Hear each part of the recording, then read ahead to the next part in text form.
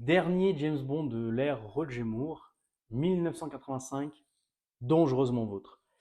Alors, c'est un James Bond que j'ai beaucoup de mal, et vous allez rire, c'est celui que je crois que j'ai dû voir le plus souvent. À chaque fois qu'il y a des vacances de Noël, il passe sur TF1. Dès que c'est les vacances d'été, il passe sur M6. Dès que c'était les vacances de Pâques, il passait sur France 3. J'ai dû le voir et le revoir à ne plus finir, et pourtant, j'ai toujours autant de mal avec ce film. L'histoire pourtant est très intéressante. James Bond retrouve une puce électronique qui a été volée au département de la défense anglais. Et en fait, ils arrivent à le comparer. Ils se disent que tiens, c'est les mêmes que celle de Max Zorin, un riche industriel qui fabrique des puces électroniques. Et en fait, elles correspondent aussi à celles qui sont fabriquées par l'armée russe, l'armée soviétique. Et ils se disent que tiens, le mec, il est un peu bizarre. On dirait qu'il collabore sur tous les plans et qu'il a un plan un petit peu foireux parce qu'il veut envahir toute la Silicon Valley par différents stratagèmes. Je floute un peu pour ne pas spoiler. Alors, déjà, le méchant est incroyable. Max Zorin, joué par Christopher Walken, à l'époque, c'était un acteur de renommée mondiale. Vraiment, il a un charisme de fou. Tu vois que c'est un sociopathe, psychopathe.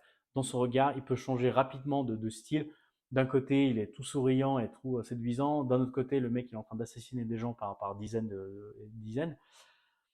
Vraiment, il est top. Il est entouré d'une armada de second couteau qui sont derrière, qui l'aident. Mayday, qui est donc sa maîtresse, aussi son garde du corps, qui était joué par Grace Jones. Incroyable, vraiment, c'est un personnage haut en couleur. Par contre, bon, beaucoup de choses ne vont pas dans ce film. On a un Roger Moore qui est archi vieux. Il a, je crois, 58 ans et c'est pas Tom Cruise. Encore Tom Cruise, là, actuellement, il a 61 ans, 62 ans. Il va tourner dans le dernier Mission Impossible. Voilà, le mec, il est toujours au top de sa forme. Là, Roger Moore, tu sens qu'il est un peu vieux, il galère, toutes les scènes où il fait de l'action, il est doublé, enfin même presque descendre de l'escalier, il est déjà doublé. Euh, le film, il a un peu du mal avec le rythme. Moi j'aime beaucoup les deux premiers tiers du film. Vraiment, je trouve c'est intéressant parce qu'il y a une sorte d'enquête, vraiment on comprend les enjeux et tout. Et au bout d'un moment, on va aux États-Unis quand le film passe à San Francisco. J'ai l'impression de regarder un film d'aventure des années 80 où il y a beaucoup de scènes de poursuite, ça se passe à San Francisco.